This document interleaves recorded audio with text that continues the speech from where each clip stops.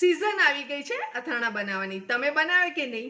આજે હું તમારા માટે એક સરસ મજાનું અથાણું લઈને આવી છું. અને તમે ક્યારે વિચાર્યું છે કે હિંગ વગર પણ અથાણું બને અને એકદમ નહિવત તેલમાં? હા, બને. ચાલો મારી સાથે મારા કિચનમાં શું બને છે. અહીંયા મેં રાજાપુરી કેરી લઈ લીધી છે અને એને સરસ રીતે ધોઈ લેવાની છે. લીંબુ લીધા છે, લીલા મરચાં લીધા છે જે સ્વાદમાં થોડા ઓછા તીખા હોય છે. લીંબુ 6 નંગ લઈ લીધા છે, યલો કલરના છે અને થોડા મીડિયમ સાઇઝના છે. 2 નંગ ગાજર લઈ લીધા છે અને મેં તમને સ્ક્રીન ઉપર બધાનું મેઝરમેન્ટ લખી દીધું છે, તો તમે ત્યાંથી જોઈ શકો છો. અહીંયા ગુંદા આપણે લઈ લીધા છે.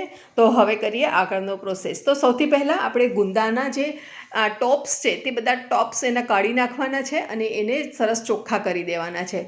અને આ ટોપ્સ કાઢતા પહેલાં જ આપણે ગુંદાને ધોઈ અને કોરા પાડી દેવાના છે, જેથી કરીને ચીકણા ન પડે. હવે કેરીને આપણે છોલી લીધી છે, મરચાંના ડીચા પણ કાઢી લીધા છે, ગાજર છોલી લીધા છે. તો હવે કરીએ આગળનો પ્રોસેસ. તો સૌથી પહેલાં આપણે કેરી લઈશું અને કેરીને આપણે પતલી પતલી સ્લાઇસમાં પહેલાં એને કટ કરવાની રહેશે.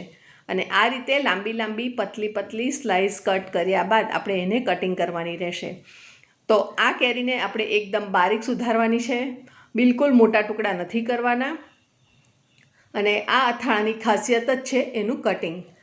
અને કટિંગ જો વ્યવસ્થિત હશે તો તમારું અથાણું ખૂબ જ સરસ બનશે.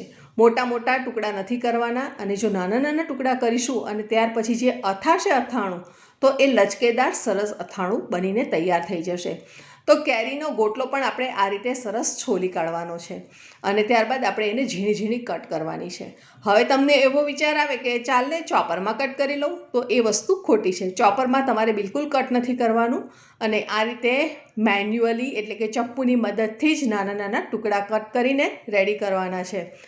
ચોપરમાં કરશો તો મેંગો એટલે જે કે કેરી છે તેમાંથી પાણી છૂટશે અને એ અથાણું બગડવાની શક્યતા વધી જશે.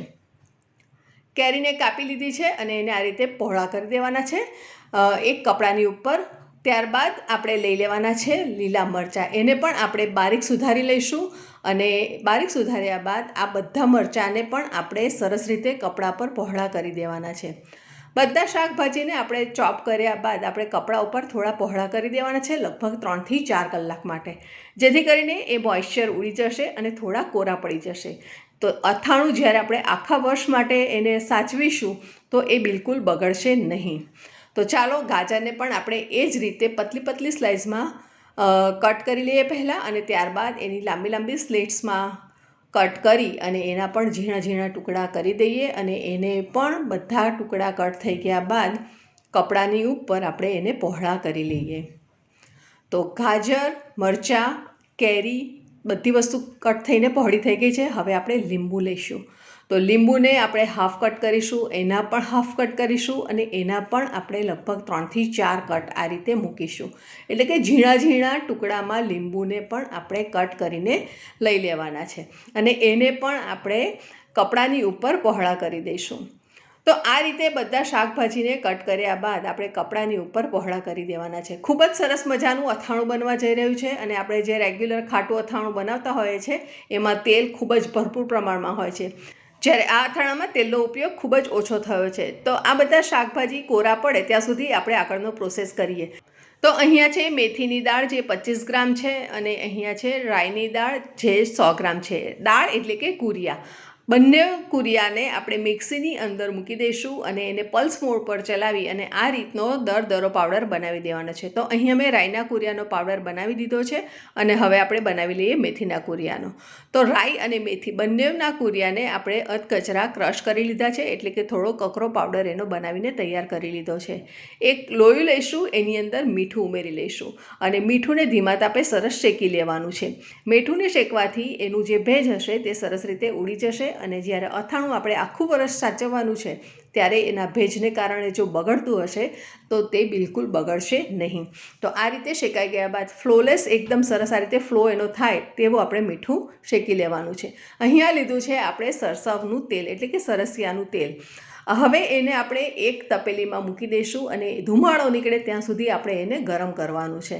અને ધુમાડો નીકળે અને ઠંડુ પડે એટલે કે થોડું હૂંફાળું રહે ત્યાં સુધી એને ઠંડુ પાડવાનું છે. અને ત્યારબાદ આપણે એની અંદર ઉમેરી લઈશું રાઈના કૂરિયા અને મેથીના કૂરિયા. અને બંને કૂરિયાને અંદર ઉમેર્યા બાદ એને પહેલાં સરસ રીતે આપણે મિક્સ કરી લેવાનું રહેશે. અને આ રીતે મિક્સ કર્યા બાદ હવે એની અંદર આપણે ઉમેરી લઈશું મીઠું. મીઠું ઉમેર્યા બાદ બધું સરસ રીતે મિક્સ કરી લેવાનું અને લગભગ 2 થી 3 મિનિટ માટે એને સરસ રીતે ફીણી લેવાનું છે. અને ત્યારબાદ આપણે એની અંદર ઉમેરી લઈશું કાશ્મીરી લાલ મરચું પાવડર. હવે અહીંયા મેં કાશ્મીરી મરચું પાવડરનો ઉપયોગ કર્યો છે. એની જગ્યાએ તમે રેશમ પટ્ટી અથવા તો બંને થોડું પ્રમાણમાં મિક્સ કરીને પણ ઉમેરવા માંગતા હો તો તમે એની અંદર ઉમેરી શકો છો. અને બધું સરસ રીતે મિક્સ થઈ ગયા બાદ હવે આપણે એની અંદર ઉમેરી લઈશું બાકીના બધા શાકભાજી. તો 1 બાય 1 બધા શાકભાજી આપણે ઉમેરીશું. તો પહેલાં મરચાં ઉમેરી લીધા અને હવે આપણે ઉમેરી લઈએ ગુંદા અને ત્યારબાદ આપણે ઉમેરી લઈએ કેરી. તો કેરી પ્રમાણમાં વધારે છે તો આપણે ખોબે કરવા જઈએ છે તો બહુ વાર લાગે છે એટલે મેં થોડી ઉમેરી અને હવે આપણે એની અંદર ઉમેરી લીધા છે ગાજર અને લીંબુ. અને બધું ઉમેરાઈ જાય ત્યારબાદ આપણે આખું કપડું જ ઊંચું કરી અને એને અંદર ઉમેરી લઈશું ડાયરેક્ટ તપેલીમાં કેરીના ટુકડાને. તો એ ઇઝી થઈ જશે. અને હવે આપણે આ દરેક વસ્તુને સરસ રીતે મિક્સ કરી લેવાની છે. બધી વસ્તુ સરસ રીતે મિક્સ થઈ ગયા બાદ આપણે આ અથાણાને 24 કલાક માટે ઢાંકીને સરસ રીતે મૂકી રાખવાનું છે. તમે જોઈ શકો છો એકદમ સરસ લાલ ચટાકેદાર જોઈને જ ખાવાનું મન થઈ જાય એવું આ અથાણું બનીને તૈયાર થઈ ગયું છે. પણ હજુ એને વાર છે ખાવાની. તો અથાણાને આપણે લગભગ 24 કલાક ઢાંકીને મૂકી દીધા બાદ જ્યારે આપણે ખોલીએ છીએ તો એને સરસ રીતે આપણે ફરીથી મિક્સ કરી લેવાનું છે. અને તમે જોઈ શકો છો ફ્રેન્ડ્સ કે કેરીના ટુકડા અને મરચાં જે બધું આપણે શાકભાજી નાખેલું છે ગાજર એ બધું સરસ રીતે સોફ્ટ થઈ ગયું છે. એટલે કે ધીમે ધીમે એનો અથાવાનો પ્રોસેસ શરૂ થઈ ગયો છે. બસ હવે આ લેવલ ઉપર આપણે એની અંદર ઉમેરવાનું રહેશે વિનેગર અને સોડિયમ બેન્ઝોએટ. તો અહીંયા આપણે 5 કપ વિનેગર લીધું છે અને એની અંદર આપણે 2 ગ્રામ જેટલો સોડિયમ બેન્ઝોએટ લઈશું. એને સરસ રીતે આપણે મિક્સ કરી લેવાનું છે. સોડિયમ બેન્ઝોએટ અને વિનેગર ઉમેરવું ખાસ જરૂર છે જેથી કરીને આખું વર્ષ તમારું અથાણું બિલકુલ બગડશે નહીં. બહાર રાખશો તો પણ નહીં બગડે. અને આ રીતે સરસ રીતે મિક્સ કર્યા બાદ તમે જોઈ શકો છો કે સોડિયમ બેન્ઝોએટના હજુ પણ થોડા પાર્ટિકલ્સ દેખાય છે. તો એના માટે આપણે શું કરીશું એક ગળણી લઈશું અને ગળણીની અંદર આપણે આ મિશ્રણને નાખી દઈશું અને એને સરસ ગાળી લઈશું. અને આ જે સોડિયમ બેન્ઝોએટના પાર્ટિકલ્સ છે તેને આપણે ચમચીથી પ્રેસ કરી લઈશું જેથી કરીને એકદમ સરસ લિક્વિડ પ્રોસેસમાં થઈ જશે અને એ સરસ રીતે બધું જ આપણું ગળાઈને અથાણાની અંદર આવી જશે. અને આ જ રીતે ખાસ કરવું નહીં તો તમારા અથાણામાં સોડિયમ બેન્ઝોએટના સફેદ પાર્ટિકલ્સ દેખાશે અને લુકમાં સારું નહીં લાગે. તો અથાણું સરસ રીતે આપણે મિક્સ કરી લીધું છે અને તમે જોઈ શકો છો કે કેટલો સરસ એનો લુક આવી રહ્યો છે. અને તમે જોયું કે મેં અહીંયા ફક્ત 200 ml જેટલું જ ઓઇલનો યુઝ કર્યો છે અને હવે આપણે બિલકુલ ઉપરથી ઓઇલ ઉમેરવાનું નથી. પણ હા, એની અંદર ઉમેરીશું આપણે કેરડા. તો અહીંયા મેં રેડીમેડ અથાણું લીધું છે. તમે જો ઘરે બનાવતા હોય તો ઘરનું બનાવેલું અથાણું પણ તમે લઈ શકો છો. અહીંયા છે 400 ગ્રામ પણ આપણે ઉમેરીશું ફક્ત 100 ગ્રામ.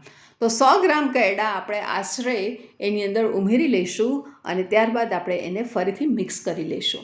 જો કેરડા ન ભાવે તો તમે એને સ્કીપ પણ કરી શકો છો પણ ઉમેરો તો વધુ સારું કેમ કે કેરડા હેલ્થ માટે ખૂબ જ સારા હોય છે.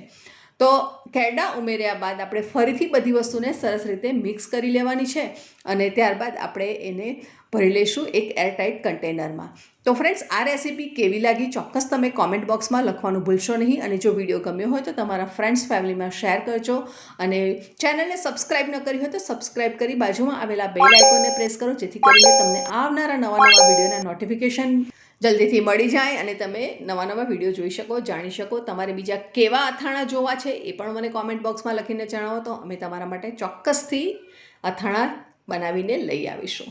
તો ભરી લીધું છે આપણે એરટાઇટ એટલે કે કાચની બરણીમાં અને કાચની બરણીને આપણે સ્ટરીલાઇઝ કરી લીધી છે. ગરમ પાણીમાં ઉકાળી અને એને તાપે તપાડી દીધી હતી અને ત્યારબાદ આપણે એની અંદર અથાણું ભર્યું છે. અને જ્યારે જોઈએ ત્યારે આપણે એક બોલની અંદર કાઢી લઈશું અને એને એન્જોય કરીશું રોટલી, ભાખરી, પરોઠા, પંજાબી શાક સાથે. અને તમને ભાવે તો એકલી ભાખરી અને અથાણું પણ એન્જોય કરી શકો છો. ફરી મળીશું નવી સહેલી સાથે. ત્યાં સુધી આવજો.